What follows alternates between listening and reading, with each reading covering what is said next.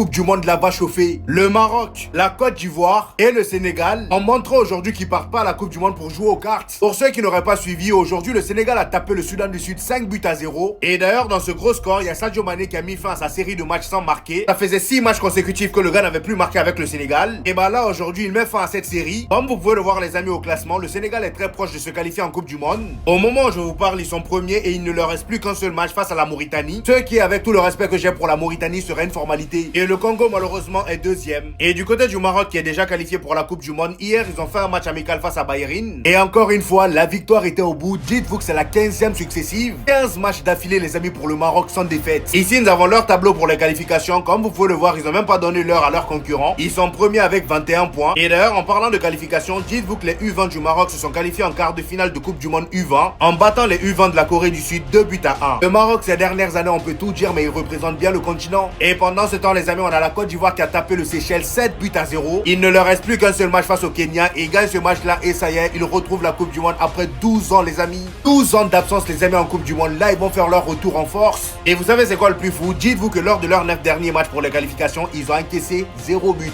Nada. Offensivement il n'y a pas plus solide. C'est pourquoi je vous dis que les équipes africaines qui vont aller en Coupe du Monde là, ça sera pas pour rigoler.